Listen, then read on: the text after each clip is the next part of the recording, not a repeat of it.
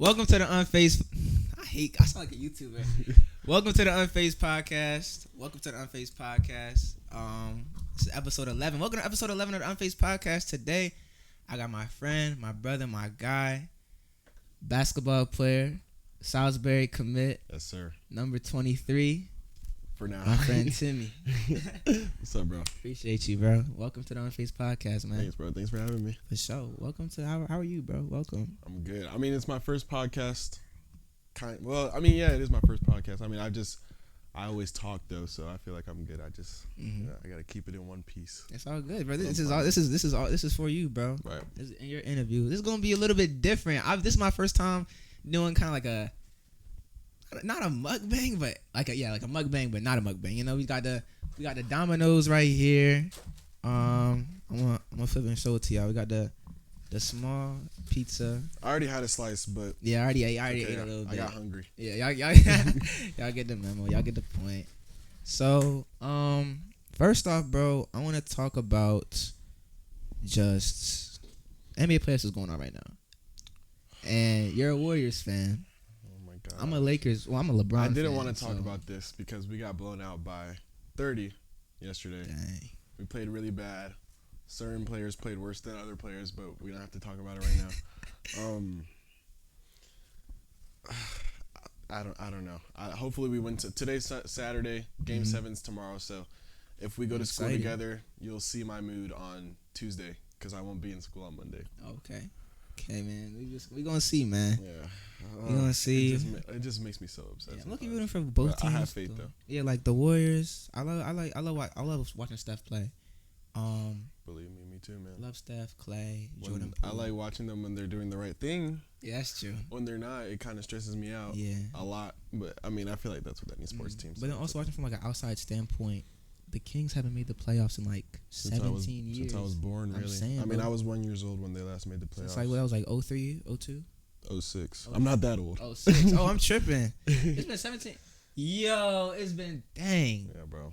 That's why it's kind of frustrating because it's like, but I mean, the Warriors have been winning for the past couple of years, and now it's like, yeah, it's people true. always talk about like giving other teams the place to shine, but I kind of feel like people more so want to see the Warriors lose rather than the Kings win. That's true. And I don't even feel like it's like because they haven't been since 2006. I just feel like it's. You would just be hating on it. I mean, but I feel like that's human nature. Like a lot of people just don't want to, Yeah, they want to see somebody new, see something different. So that's true. That's why a lot of people it's were okay. It's glad just when frustrating like the Bucks Suns matchup happened because I was like teams that haven't made it in a while. Right. And then Giannis won his first ring, and some people were calling that the first like real ring in a while because it wasn't like a super team or anything. It was like Giannis just doing his thing. Like you got Giannis. Who else? Chris Middleton. Drew Holiday, Brooke Lopez. They all doing their thing. Yeah, but yeah, bro. But then we won the next year without a super team. Without a super team. Steph, Clay, and Jordan. That's valid. Y'all ain't have KD. Green, so. What's your thoughts on like the could have been teams like the Nets with Harden, Kyrie, and KD?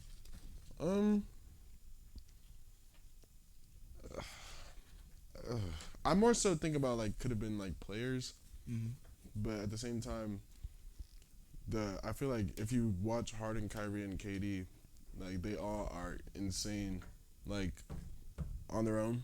That's facts. But together, we just couldn't see them to their max potential with like the Kyrie drama and then like injuries But I mean, I can't focus on that anymore. They're literally none of them are on that team anymore. I know, like Harden's on the Sixers now. Yeah.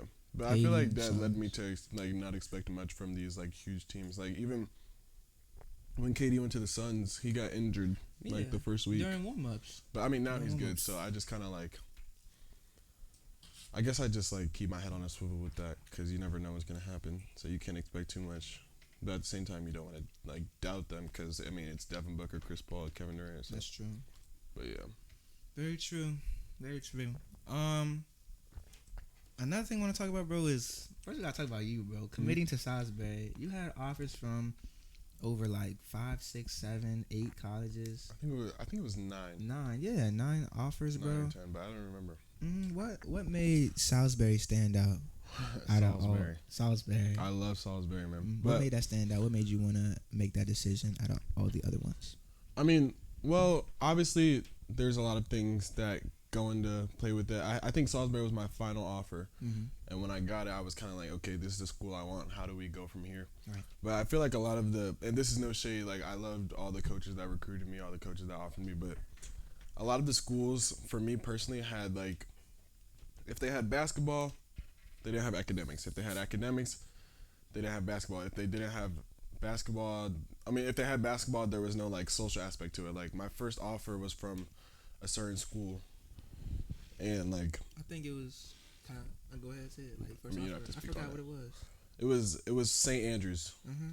an NAIA school. For those of you who don't know NAIA, it's like it's not NCAA. It's like their own, like, I guess league, if you want to say that, lack of a better term. But anyway, like we got there, and I got it from a camp. But when we got there, it was like barely anybody there, like in the town, and then like real, like, I guess middle of nowhere, you know, like that kind of thing. And then I don't know, those of you who go to Chapelgate, you know how small Chapelgate is, but the college was smaller than Chapelgate. Yeah. So it was cool. Like obviously, I got my first offer. I was like, I'm excited, but there was just like there was nothing other than basketball, if that. So, but back to your question. I feel like Salisbury I wanted to stay, when I was getting recruited by these schools, I wanted to make sure I stayed on the East Coast line, like Maryland, Pennsylvania, Florida, Georgia, North Carolina, all that. So like Salisbury is good because it's not too close to home. Like I don't want to go to school in my backyard, but at the same time, it's like 2 hours away. So you cross the Bay Bridge and then you're there. So that was like, location was a big thing. Size, obviously, I go to a private school right now, but Salisbury is a public school. But at the same time, it's not a huge, like UMD, for example, 40,000 students, thereabout. I think Salisbury has like 8,500 right now. And then my incoming class will be in. So I guess the size, I wanted to go to a small school that wasn't too small, because again, that first school and a lot of the other schools had like not a lot of students at all, like in the hundreds. And then I'm really close with my coach right now, Coach Frierson. Those of you know Coach Frierson. He's a great guy, great mentor for the past 4 years, even like 6 years, because I met him when I was 7, in 7th grade. Not when I was 7, in 7th grade. But he actually knows my coach at Salisbury, Coach Mo. Okay. So they're like good, close friends. So I wanted to make sure that my coach was like not a huge transition from Coach Frierson, just because like I feel like that's him, that like, he's the perfect coach to have. Yeah. But at the same time, obviously, it's good to like get out your comfort zone a little bit. But it's good that they know each other. Yeah, like he's a good coach. He's a good guy. He's a real good guy. Like not even just coaching. He's just like as a person, he's just really wise. You can go to him for anything. And then also just great basketball environment, great sports environment too. Close to a lot of things, close to the beach. Close to some other schools like University of Maryland Eastern Shore. Just real welcoming. I had a great visit there, so I felt like I committed in March, so I felt like, commitment day is on May 1st, so there's no need to wait. I knew where I wanted to go, so I was like, I might as well run with it, and then now I'm going to Salisbury in the fall. So it's cool. It was really stressful, but it's good to like have it off my chest now. Yeah, now I'm gonna be there for the next 4 years. That's ideally. good. That's very good. I'm proud of you, bro, that you're able to make the right decision. Appreciate it, bro. That God led you to the right decision. You know what I'm saying? Right spot. It's also good to have like a balance with like sports, academics, social life. You know what I'm saying? Like you gotta find a balance with it all. Like how you was talking about, it wasn't like just straight like basketball. Yeah. But the social life isn't like the best. You know what I'm saying? And even for non-athletes, like just finding the perfect school that fits you, like in all those different categories. But that'd probably be one of the hardest parts. But once you get it, it's like a weight off your shoulders, which is cool. That's facts. Another question I have for you, bro, is East Coast Hoopers. Of course, we might be a little biased with this, but East Coast Hoopers or West Coast Hoopers, bro. What's your thoughts on that debate? East Coast Hoopers versus West Coast Hoopers. East Coast. I got East Coast too. I'm not even trying to be biased, bro. Yeah, no bias. Not even trying to be even like looking past like people that I play with, because that wouldn't be fair. But like if you just look at like elite basketball, the DMV, like DC, Maryland, Virginia, has just been so big for like as long as I know, like Carmelo Anthony, KD, Kevin Durant, a lot of guys that I probably can't think of right now. And then even like in the past couple years, like Team Takeover, Team Durant, Team Melo, I feel like the DMV is just taking over. And then like aside from that, you have Florida, Georgia, exactly, the Carolinas, New York, like, and not only just like high school hoopers that are my age, but the grade schools that are up and down this strip. So I feel like there would be no reason to like not choose the East Coast. But I mean, obviously everyone has their own opinion. And, like that's not putting West Coast hoopers like to the side or anything or discrediting them. But I feel like obviously that's what we grew up near, grew up watching. So that's true. I feel like most definitely the DMV area produces some of the best hoopers. Right. Also low key football players too, cause like there's a lot of good football schools over here. Yeah. You know, I got basketball schools over here too. I mean, like you're just saying, AAU teams, KD's team, Melo's team, like they're just taking over, bro. So I mean, I'm gonna have to go East Coast. You know, of course, KD coming from here, Melo coming from here. So a lot of other good hoopers are born on the East Coast as well that are maybe all-time greats or in the NBA right now that are good. So I mean, I'm gonna have to go East Coast hoopers on this one. No bias. We just producing the best hoopers, bro. definitely. I want to hop back into like outside of basketball, because I know every athlete, like a lot of them just get questions about basketball or their sport. You know what I'm saying? Right. But of course, there's a lot of things that we do outside of playing sports, outside of commitment and college hoops, high school hoops, professional. So who's your favorite artist, bro? Like music wise, who you like listening to? What do you like? And also, let's stick with that question first. Who your favorite music artist, bro? I'll do top 3. Top 3, I bet. Okay, I'll do rap and I'll do R&B. Okay. So, okay. I'm gonna do the same. Go ahead. Lil Uzi Vert, obviously, we don't talk about what he's been doing recently, but just music, strictly music. I like Raw Wave a lot. I was listening to my Raw Wave playlist on the way here. He just really like calms my mind. And then I listen to a lot of Yeet, a lot of Lil Baby, Gunna. I probably like every Atlanta rapper. But yeah, and then R&B like Janae Aiko, SZA. She had her new album. Did you like? You also messing with the new album, bro? Yeah, definitely. I was really messing with it like that. I liked a few songs off of it, but it was cool. It was cool. Got you. Yeah. And then who else? Rex Orange County. That's a sleeper. Guys, obviously, like you have the guys like Drake. But yeah, I feel like those would probably be my top ones. Word. Definitely, yeah. Yeah, I like Drake. I'm a big Drake fan. Finna go see him this summer. Oh yeah, I forgot about that. I got really blessed with that, bro. Of course, I'm saying, man, I was blessed, man. I like Drake a lot. I like J. Cole. I'm a big J. Cole fan as well. What's your favorite album?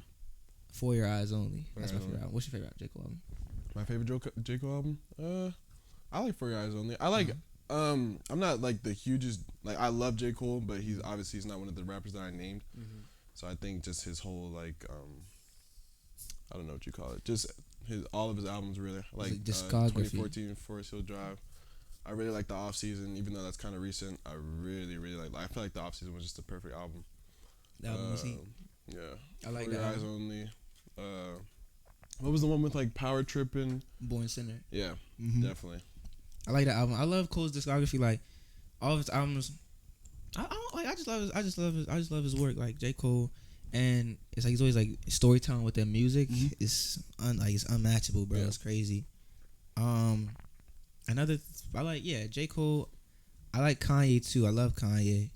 I know y'all, man. Hey, man. Yeah, again, we can't. Hey, man. Just music. I love the art. I love the creativity when it comes to his mind with music, fashion, stuff like that. You know what I'm saying? Whole package, right? For sure. Yeah, like, you know. Yeah.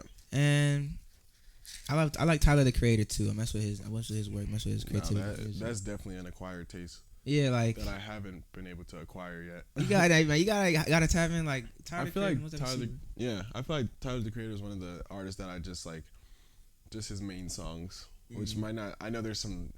Please don't hate me, people who are like big Tyler fans, but I feel like it's just definitely an acquired taste that I haven't acquired yet. Hey, everybody has their own thing. Like some music isn't for everybody, bro. Like, hey man, it's what it is. You gotta just listen to what you enjoy, listen to what you like, you know. Right. I'm just a big Tyler fan, stuff like that.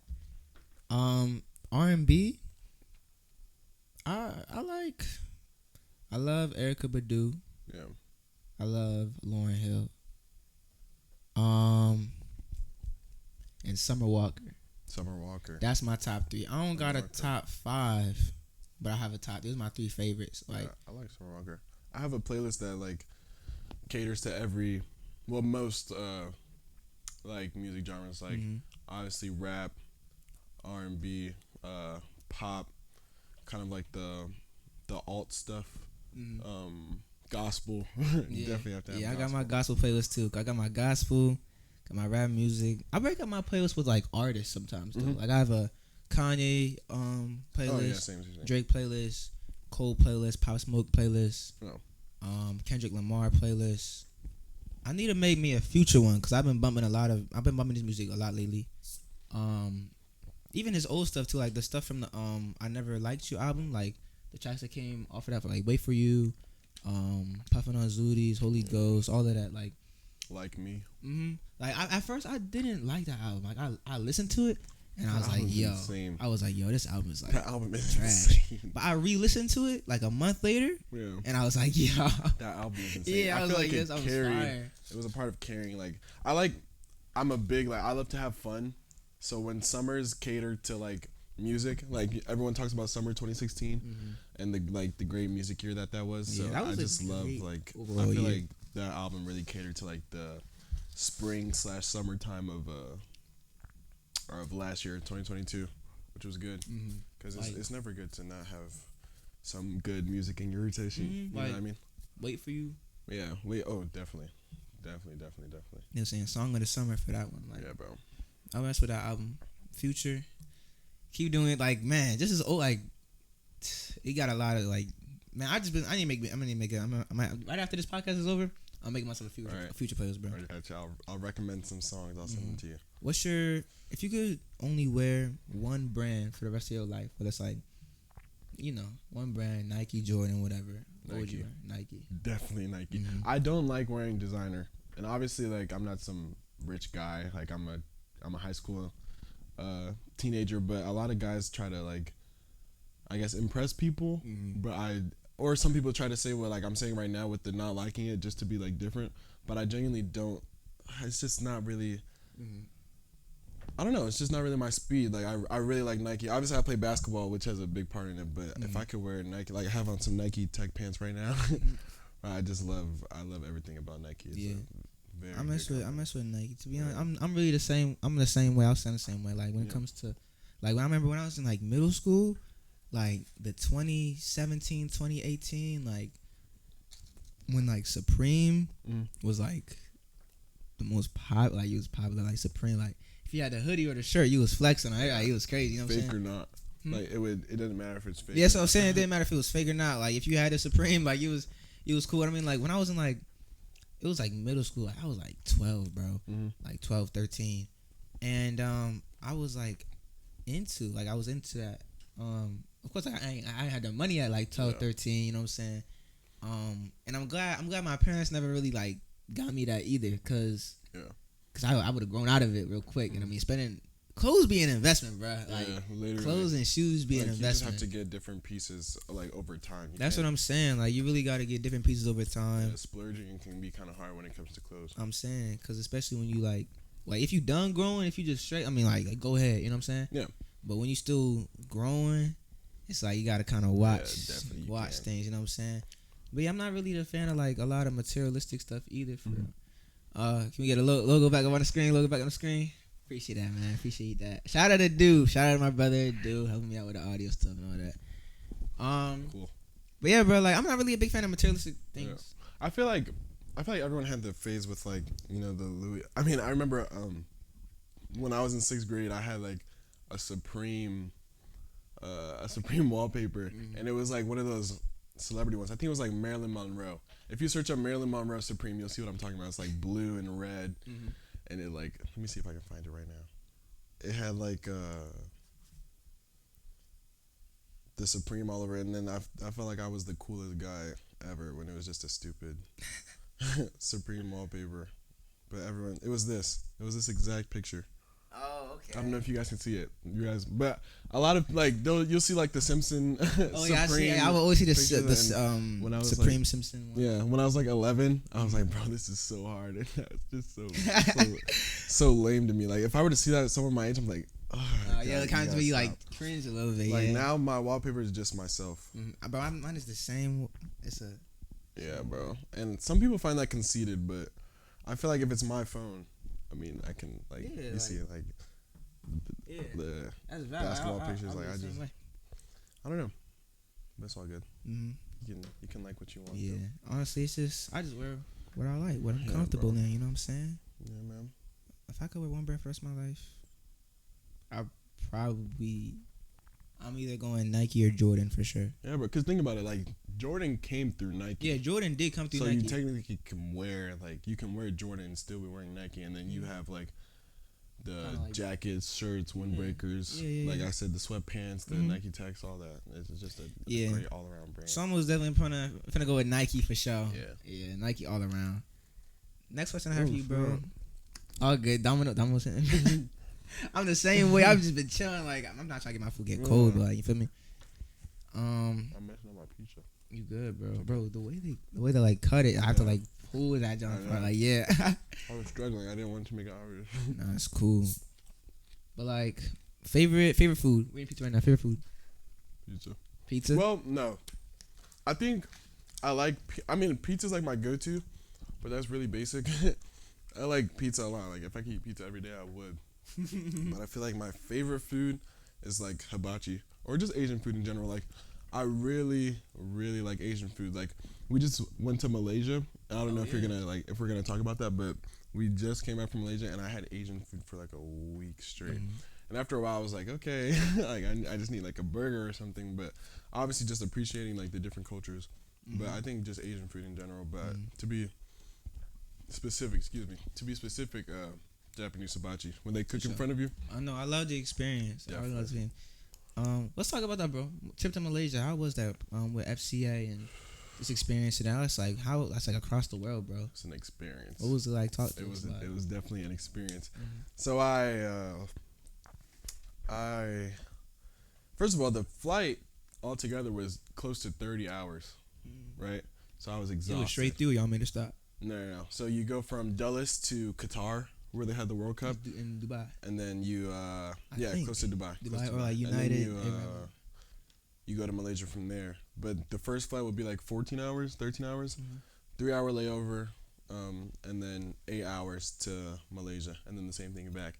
So it was like exhausting, like just so exhausting. I was in the air for so freaking long, dude, like so long, and I feel like the only reason I survived that trip was because I had my friends with me. Like I was sitting next to my new friend Ariana. Shout out to Ariana, and then my teammate Jalen. Shout out to Jalen. They were the only reason I survived that trip because I don't know. Were you at the chapel a couple days ago? I started crying on the way back. Like I just started going ballistic, and I had a cookie in my hand, and I was just losing my mind the whole time. And then the cookie broke, and then that's when I started crying and laughing at the same time. So imagine Big Ol' and me just laughing and crying at the same time, looking like a lunatic. But the flight once you got past the flight, just the trip was insane, man. Like we had a couple tour guides, so we went to one of the big cities called KL, and there was a great man named Willie who was our host, and he was so eager to like show us our like all around where he's from, try different foods, experience different things. I played a lot of sports. I got to coach and play basketball. I got to do frisbee, disc golf, soccer, games that they have over there like a game called Captain Ball, which is kind of the same as Frisbee, but not really because you have like, there's a soccer ball, and then like there's someone standing up on a chair, and you have teammates you gotta pass it to, and then you gotta throw it up to someone on a chair. But and then also I got to like help a lot of kids. I always like giving back to people, whether it's like just talking to people, coming on this podcast, going on that trip, just like smiling at someone who might have a tough day, anything. So giving those kids like the experience that they had, like I got to gift them cleats, I got to talk to them, they got to call me like Coach Timi, and obviously they were like little kids, so they just like, they saw me, like big old me, and then they were just like latched onto me, and then the people that I was with as well. I got to try a lot. Dude, I tried so much food. What was your favorite thing that you tried there?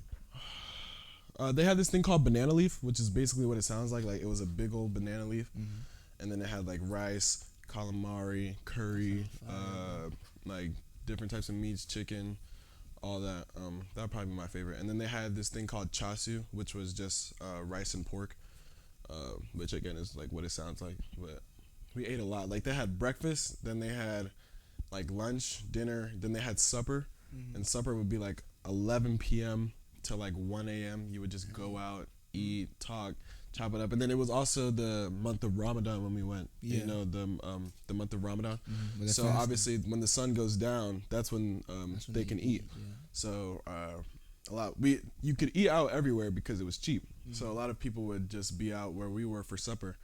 And then speaking of the cheapness, it's like $1 is worth $4 there. Like they call their currency ringgit. So it's like $1 is worth 4. So they can afford to just eat out all the time, which is pretty cool. But it was just a great experience all around. But when I got home, I just plopped in my bed, and it was a 12-hour difference. So dang, it's 9:53 p.m. right now. So in Malaysia, it's 9:53 a.m. in the morning. So they'll probably, most of them will be at like church or getting ready to go to church, waking up on Sunday. So okay. But it was amazing. It was a different type of experience, and it was my first time out the country too. Would you want to go again? Yes, but I just can't think about that right now because, like I said, I was losing my mind on the flight. So I think if you were to ask me that same question in a year, it would be a different answer. But it would be yes for now. But if someone were to ask me to go like next month, I'd say absolutely not.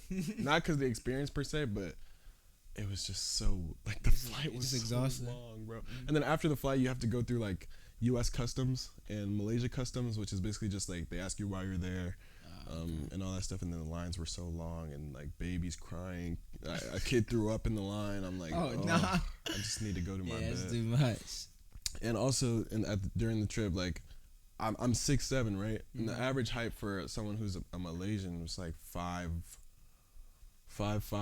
around there. So I was like, I'd be walking around, and people would be like, they take their phones with me and my group, and you could just see them like recording us. And obviously, I felt like a cool guy. I felt like a celebrity. So like, I didn't acknowledge the camera. I just kept walking like I was some big time celebrity, which was pretty funny. And then people like asking for pictures, and then obviously the people I talked to and played basketball with, they asked for a lot of pictures as well. So it was kind of cool because a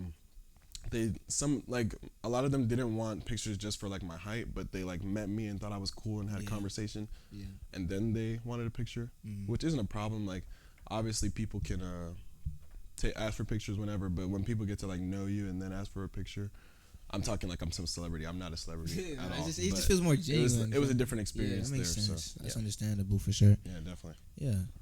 Would you, without like the flight, like if it was maybe 10-hour flight, would you go? Or somewhere, if they were to do the same mission trip, maybe like somewhere closer, maybe like somewhere. That was my first mission trip. I would definitely do it again. I tend to be good with road trips because like AAU in the past, and then my sister went to like a boarding prep school, and we used to drive like 6 hours to Massachusetts. Oh, okay. So I'm pretty okay with them. It's just I feel like if you just take away the flight, like if I could transport there, I would go again. But obviously I can't transport, so. But yeah. Do you think that like it's like 8 billion people in the world, but you think at least one person got superpowers, bro? Like at least one person can like teleport, fly, something like that?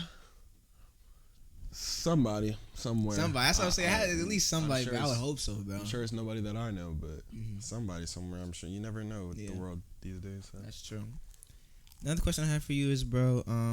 Hopping back into basketball. What made you get into basketball, or was it just like we see that you're tall, you must play basketball, or do you play basketball, or like it's actually a funny story. Like it's a really funny story. Mm-hmm. So obviously I haven't been like this height my whole life. Mm-hmm. So this dates back to when I was like 7 years old. Yeah. Do you know the show Kicking It? I do. Kicking It, yeah. Mm-hmm. So I used to watch Kicking It all the time, and I just used to like, obviously like 7 years old, you want to try everything. So I used to like throw punches, kick, like shadow box, and everyone look at me like, what the heck are you doing? But so for some reason, I just wanted to be this like martial arts kid. Like I just loved karate for some reason. And my mom's like, no, Timmy, you're playing basketball. I'm like, Mom, no, I want to do karate. Like I want to do martial arts. I never ended up doing martial arts, obviously.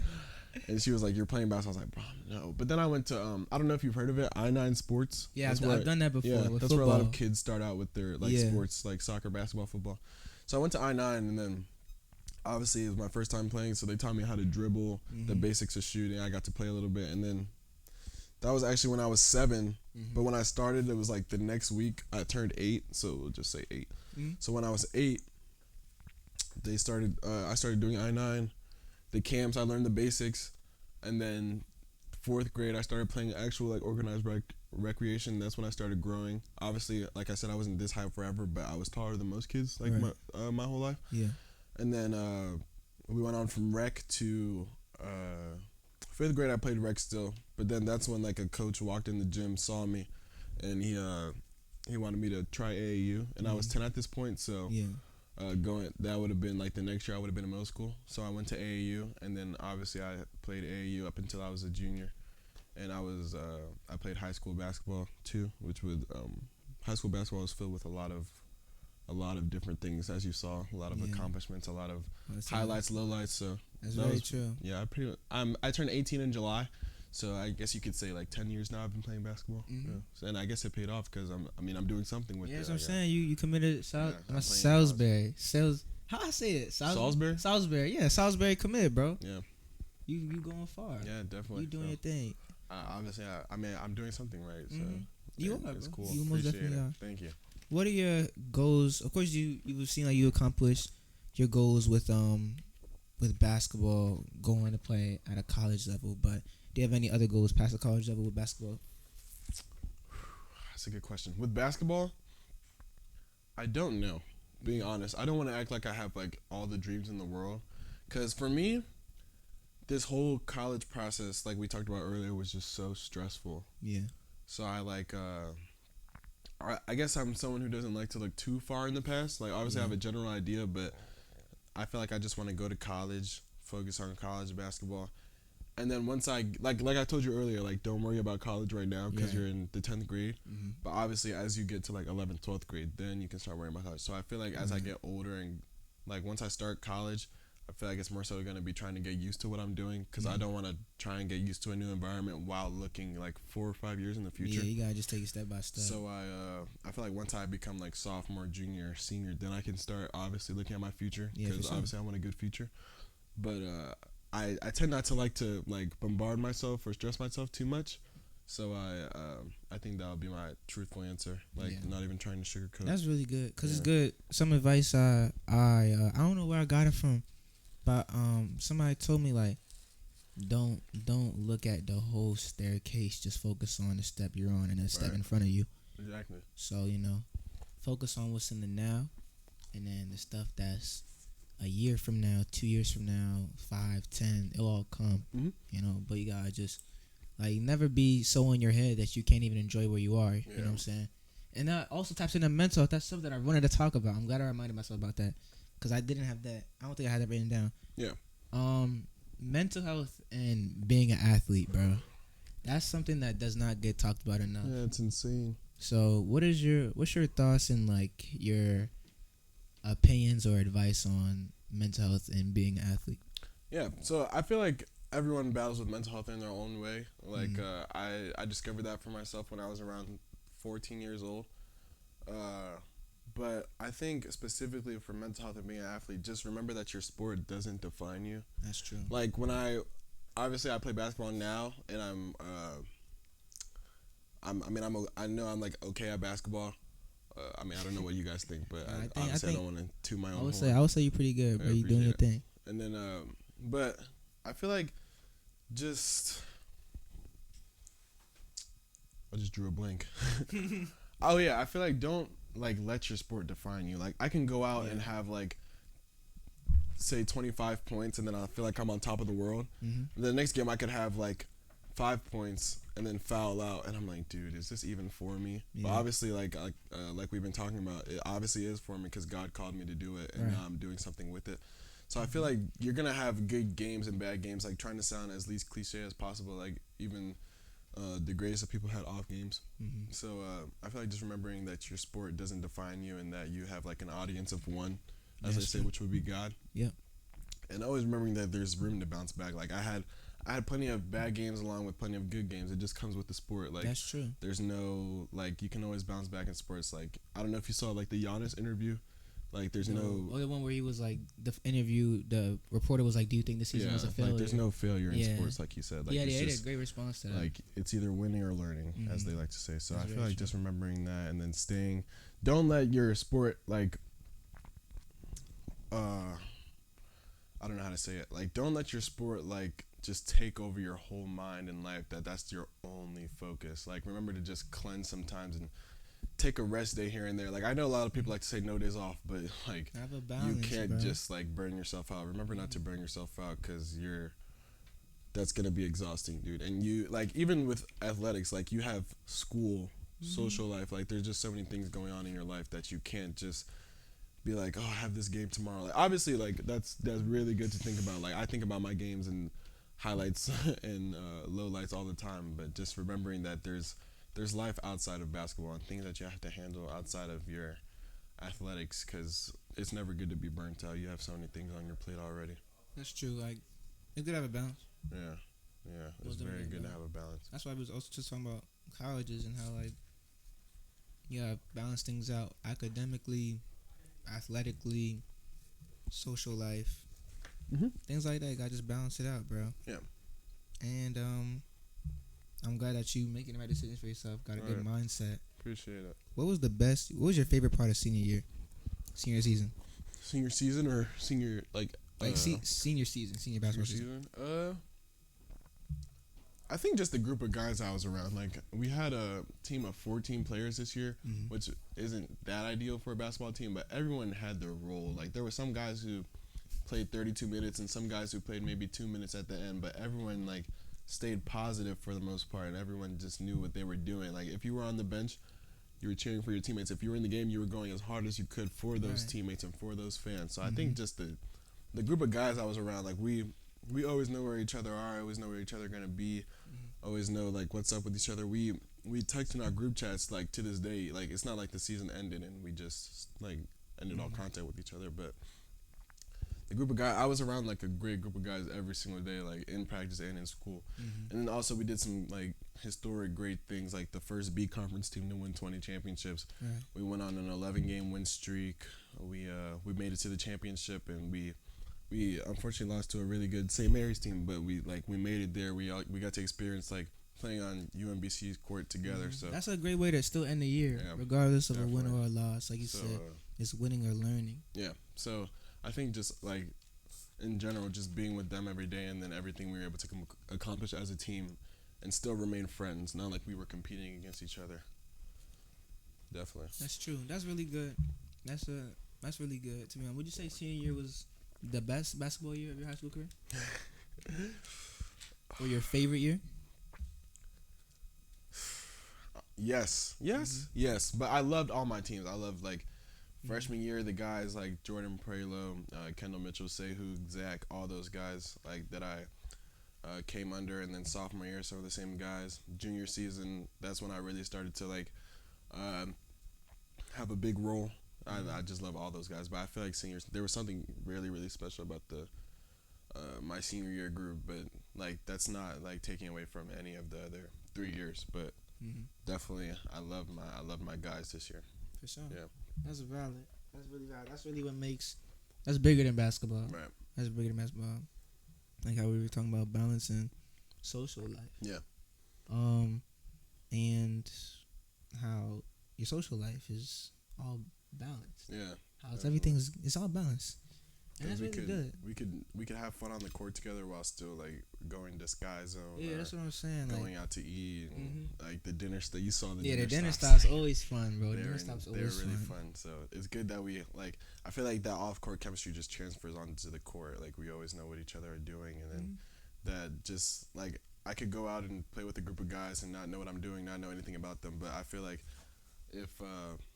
if Jalen sees me posting up, he knows to throw it. If Ludwig's cutting or if Ludwig's standing on the 3-point line, I know to throw it to him. If Zeph's diving down from the elbow, I know to throw it to him. I know like what looks to give. So and they like vice versa, they know what to do as well. So I feel like just being close to them and on and off the court was really good for us. Probably my closest group of guys. Yeah. For my 4 years. That's really good. Yeah. Something I was talking about is, bro, something. I was just talking about this earlier. I forgot who I was talking about this with. But NBA players getting traded and they don't know or just happens. It's like a team that they loved. Like, bro, every time I see the video of Derrick Rose getting traded out of Chicago, it's like one of the saddest basketball things, like, like NBA moments ever. And he was like talking on the phone on his agent. He just starts crying. Yeah. And that even it was like, dang, bro, like. I think about that often. Like even aside from that, just NBA. Well, sports players, like athletes, professional athletes in general, have it so hard. Like they could be in one city, getting to know people, like adjusting, but they'll never know. Like especially when like things like the trade deadline and all that, and the offseason come around. You can get a call. You can move from DC to we LA. just traded you. We going. And it's like you have to change your whole life. Obviously, they're blessed to have like the situation that they're in, but like even still, it's just like. They're humans at the end of the day, so like they have to change their whole entire. Like you could literally live in like a place like Oklahoma, and then the next day be playing for like New York City. It's just a whole change. It's so different. Yeah, and then it is kind of messed up with like I don't know if you've seen people getting traded during games, like Harrison Barnes. Bro, I would have been sick, man. Yeah, when he was on the Mavericks, he literally was just sitting, just chilling on the bench. In a timeout. Timeout. Traded. Did that pop up on the screen? I think he pop on the jump, bro.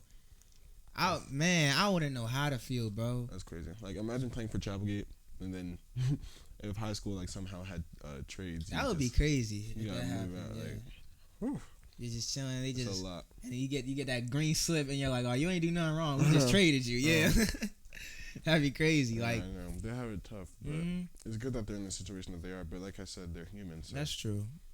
I've heard two sides. I've heard that side, and I've also heard the side where people are like. At the end of the day, it's a business. It's professional sports. It happens. But then, like you said, at the end of the day, they're still human beings. Yeah, I mean, it's a little bit of both. Transition. Like they know what they're getting into, but it's just hard to like move from everything you've known. That's understandable, especially when you're not choosing to do it. Yeah. Like when you're not requesting the trade. Like you got that's really a whole lifestyle change. Like you're moving from a whole new group of people, new house, new environment, new team, new teammates, new coach, new facilities. Yeah. Especially the guys who bounce around the league a lot. I know, it's crazy. I'm sure it's kind of weird. Like like Russell Westbrook, like Oklahoma, Houston, LA twice. Oh yeah, he went to LA twice. Like the Clippers and the Lakers. Oh yeah, and then the Wizards too. Yeah, the Wizards. I'm sure there's a team that I'm leaving out. So. I think that's it. I think it's OKC, Houston, the Wizards, Lakers, and then Clippers. Okay, yeah, 5 teams, but that's so tough. Yeah, that's different. And the way they was, man, it's just crazy to think about stuff like that because it's like they was calling him Russell Westbrook, and that's rough. Just being so disrespectful, and it's like, I don't know, I don't know how they handle it. I'm a really sensitive guy. I can never deal with that, especially Dylan having Brooks, a fan. Man. Yo, I like LeBron. I'm a Lakers fan, all that, and like when he was like he's old. I don't give anybody respect until they give me 40. I mean, I was kind of laughing a little bit when LeBron had 20 and 22, but then when you go on the media, that's why another thing I want to talk about as well. When you go on the media and everybody's like, "Oh, he gave you 40." Shanghai Sharks, get ready to learn Chinese. He's gone by next week. I mean, some guys have it coming for them though. Yeah, that's what I'm saying. Like sometimes you just set yourself up for that. Yeah, he kind of asked for that. He kind of did ask for that. I'm not gonna lie. But when it comes to like guys like Russell Westbrook, and he's just not performing that well, but he's still professional. Like the thing is, I be seeing sometimes with professional athletes, and I be seeing like them like underperform, not do well, and it be guys on like the media, the comments saying Russell Westbrook, oh he can't shoot. Yeah. Like bro, if he comes to your local gym, bro, he's giving you 80. Yeah, so like you know what I'm saying, like even like so the bench warmers are nice like that. That's what I'm saying. So much different than NBA guys. So. Mm-hmm. What's the balance? I want to talk about athletes and social media and not getting caught up as well. What's the balance with that? Well, obviously, I'm not a guy with like a million followers or anything, but at the same time, I was recruited to play in college, so I think just keeping my my image wholesome. Like I had coaches follow me on Twitter. Yeah.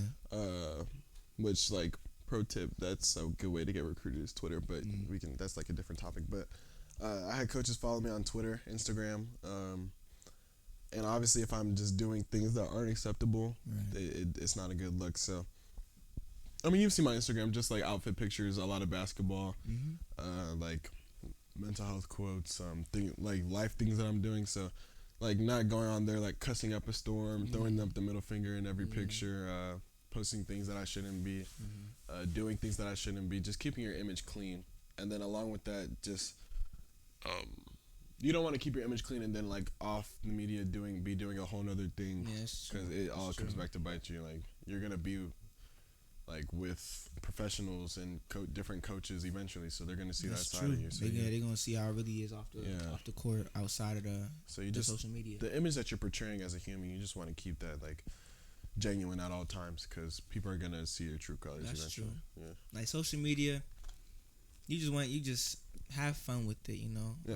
Don't get it. It's not really good to get obsessed or go too crazy over it, you know. Have fun with it, you know what I'm saying? Like enjoy it. Enjoy being able to have a platform where you can either, spread good or bad, you know what I'm saying? I mean, it's really good to spread positivity rather than being negative and stuff like that, just hating and stuff like that, you know what I'm saying? One other question I also have for you, bro, is what is the recruitment process like? Like getting your name out there, just getting your name out there, being seen, being noticed. What was that like for you? It's a lot. It's crazy because you can get recruited in a lot of different ways. I got some offers from like Twitter highlights. I got some offers from like Coach Frierson telling me. I got some offers from them seeing me in person. I got my first offer from a camp. So there's a lot of different ways that you can go about it, but it's a crazy process, because one day a coach will be really interested in you, and then I had this happen to me. Like a coach was really interested in me. Like we don't have to say the school, but they were really interested in me, like me as a person, as a player. And then he came to my game, and I didn't necessarily play bad, but us as a team, we just didn't look there. Like it just looked it looks like, of course, out of all the games that he had to come to, it was that game. And like again, I didn't play bad per se, but it definitely wasn't my best game at all. Like it wasn't close to my best game. So just like staying on your feet, definitely, because one day a coach can be interesting and the next day it could just be like out the window. And like even they won't even say where, like some of them won't say that they're not interested anymore. It's like they'll just stop contact, which is kind of like, it's kind of strange to me, but obviously I'm not in the mind of a coach.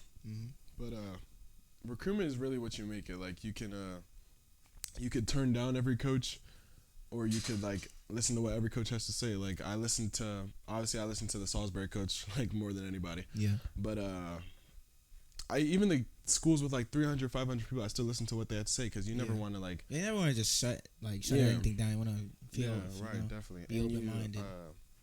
And also, you'll never know when you'll need people in the future. That's very true. That's what I'm saying, bro. Yeah. Never know who's watching. Never know who you might need or see in the future. Right. So I'd say the recruitment process as a whole could be really, really a really fun thing, and it is a really fun thing. Like even now that I'm committed, I miss like getting random numbers popping up on my phone, like, "Hey Timmy, this is Coach blah blah blah from blah blah blah." I'm like, oh man, I got another interest, but it's really like what you make it like. It could be a really fun thing, but at the same time, I won't say that it doesn't get stressful, because in all the blessed to receive an offer, it's like there's so many schools, and you have to pick like, what does this school offer? What does that school offer? And you just have to choose from so many depending on like what your recruitment looks like. So just remembering to stay calm in all of it. It's a blessing. It's a fun time. You know, remember it for the rest of your life. And a lot of guys don't get to do it. Like even guys on the D1 level, like less than 1%, D2, D3, JUCO, NAIA, like playing college basketball. It's an opportunity, no matter what level. You know what I'm saying? It's a great opportunity. Playing college basketball is like a blessing. Like not everybody gets to do it, no matter the level. And obviously, like Salisbury is a D3 school, but it was the school for me to go to. So just weighing all your options and seeing what's the best for you as a school and for athletics as well. Yeah, me and my dad, we was just talking about that. Or no, me and my cousin, we were just talking about that earlier with like the NFL draft going on. And we were talking about because me and we're both Ravens fans. You know what I'm saying? Ravens flock. You know what I'm saying? Yeah, big trust. Facts. And we just talking about the first round wide receiver we got, Zay Flowers, and he went to Boston College, and he turned down a $600,000 deal to transfer, and he turned it down. Yeah. And he stayed at Boston College because he was like, "This is the school that gave me a chance. They believed in me, so I'm gonna stay here." Yeah. And I love that loyalty with being an athlete. You know what I'm saying? Yeah, that's amazing. A lot of people wouldn't do that. That's facts. A lot of people wouldn't do that. Like, that's facts, bro. Like, there's always a bigger picture to some things. And we were also talking about Boston College. Honestly, seemed like the right fit for him. Like, I don't know him personally, but seeing his highlights and just being a first round pick out of 6 rounds, out of hundreds of guys, right? That was the best fit for him. You know what I'm saying? Definitely. And sometimes even when you go to like those, like he went to Boston College. It's not like a well-known football college. You know what I'm saying?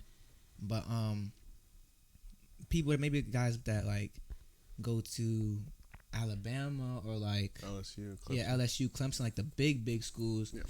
They're so talented and they have a lot of talent, but just the way the system is and the way those are like big time schools, you can still be so talented and not be able to shine because you're just not getting the opportunities and the time, the play time, because the way the system is and how it's like superstar wide receiver course, everything. You know what I'm saying? It's the same thing with basketball too. You know what I'm saying?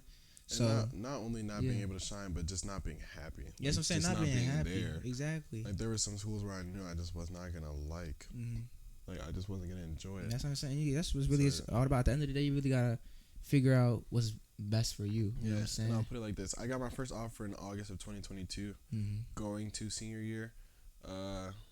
I remember that. Yeah, and I ended my recruitment process like at the end of March, so it does take some time. And for like underclassmen, like I remember when I was a freshman on varsity, but I wasn't doing anything, like especially compared to what like I've done recently. I wasn't doing anything. Like I was a true bench warmer. Like I would get in sometimes, but like it wasn't really anything. And I was like, why am I not getting offers? But I'm like now that I'm older, I'm like, dude, I was 14. Inexperienced, not strong, like not aggressive, not how I am now. Why would I think that I would be like getting offers? But just don't be in a rush, dude. Like please don't be in a rush. Don't rush the process. Yeah, you know what I'm saying? I got my first offer going to senior year, and I ended up with like 9 or 10 of them. So there's no rush to it. Exactly. It really all comes at its own time. And I really appreciate God showing me through you that the process comes when the time is right. Yeah, definitely. Like, you know what I'm saying? It all comes like full circle at the end of the day. And also just not comparing yourself to other people. Like I remember when I was a freshman, obviously like small school in Ellicott City, no one really knows. Like obviously like some people in the basketball like in the area know me now, but like small school, not well known, again, not playing, and I'm like trying to compare myself to like 4 or 5 stars, and I'm like, dude, it's just not gonna be the same. Like they say, like, not even to be like cliche, but everyone's path is different. I was thinking the same thing. So, everybody walk a different path. Yeah, so you can't, like, you just have to look at your situation, be honest with yourself, be true with yourself. Like, some people ask why I chose D3 over some of like the D2 NAI schools that I had, but it's like I knew where I wanted to be, and I knew where like had the best opportunity for me. So I just don't compare yourself, and don't try to rush it, because again, I ended up with 9 or 10 of them, and they all came like in way less than a year. Like I started in August and then it ended in March. So it's like when your time comes, just take it and run with it. That's very true. Yeah, that's very true. Definitely. I had another question I had for you, bro, but I really just lost it, bro. Like, I don't even, man. I'm trying to think of it, bro. It was really just like, happens to me all the time. Don't worry. Yeah, I had one more question for you, bro. I don't even know what it was like though. I remember it. It was being Nigerian. Maybe you to be Nigerian, maybe in Ghana. What is it like seeing like other West African basketball players like in the NBA doing their thing? It's amazing. It is. It's awesome. And my mom and I joke about it all the time. Like she'll see a Nigerian name and then automatically start supporting that team. I'm like, bro, that's how it be sometimes. You just like this team, but it's cool because like obviously I don't know all of them. I've heard of some of them, but I don't know them personally. But I see like guys with names that are familiar, like Ayo Dosunmu, Mackenzie Mbako, who just decommitted from Duke. Precious Achua, all those are familiar names because they're like from where I'm from, so it's cool to see guys who are similar to me in that aspect, like making it with their dreams. And obviously like there's a lot of similarities like with the culture and playing basketball and everything, so it's cool to see them. And again, like I joke with my mom, like she'll hop around from team to team because and she'll and like Isaac Okoro, all those guys, the Cavs, yeah, you're right. She'll ask about them all the time, and she's like, "How are they doing?" I'm like, "Mom, I mean, I don't know them personally, but they're holding their own in the league, so it's an inspiration." That's how definitely. it be sometimes. That's what I'm talking. All the players you just named, like Joel Embiid from Cameroon. Seeing guys like even the retired guys, Dikembe Mutombo, like Giannis. Giannis is from Nigeria. I mean, he grew up in Greece, but you know, real origin is from Nigeria, and that's like amazing. Like even like I'm not trying to gas it, but even like LeBron, he tried his roots down. He's Nigerian as well. Like his ancestry is West African. So I mean, of course, it's not like direct, like first generation or whatever, but somewhere in there. Somewhere in there. Yeah, that's facts. Sprinkle in there. But it's always dope seeing my people represent well. The list goes on. Like sports Bam Adebayo. Exactly, Bam Adebayo too. Yep. Victor Oladipo, another West African hooper, and he's also from Maryland too. Yeah, exactly right. We were just talking. So it's always dope seeing stuff like that. But yeah, bro, I want to thank you so much for coming on this interview, bro. Unfazed Podcast, episode 11. I'm like face down in my pizza right now. Hold on. I barely even finished my I was hungry. I was if I wasn't talking, I probably would have finished it in like 10 minutes. Nah, me too, low key. I'm not gonna lie. I wasn't talking. I would have finished it. But I have like I don't even like I ate. I'm probably gonna finish later. Yeah, I ate here and there, but I'm good. I'm not overstuffed. I'm good. I appreciate you coming on, bro. No problem. Timi Akisanya. I appreciate you, bro. I love you, bro. Everything you do. Salisbury, I'm excited to see what you do in the future with just in and out, inside of basketball with basketball and outside of basketball. You know what I'm saying? So I appreciate you coming on. Yeah, maybe, appreciate y'all maybe watching. One day in the future, do like a update video. For sure. Run this back. A couple years. Run this back after first year Salisbury, something like that. That'd be definitely dope. We can do that, bro. Cool. Appreciate y'all tuning in. Unfazed Podcast, episode 11. Appreciate y'all tuning in. Make sure you follow Timi on Instagram at Timi dot for short. TIMI dot for short. For sure. Give him a follow. Thank you for tuning into the Unfazed Podcast. Appreciate y'all listening. Make sure to stay tuned for more episodes. I got a lot of heat dropping soon. A lot of stuff coming up for the rest of this year, this summer. Stay tuned. Appreciate y'all listening. Appreciate you coming on the podcast once again, bro. Gotcha, man. And I'll see y'all in the next podcast episode. See y'all in the next episode, man. Have a good one, guys. Yeah.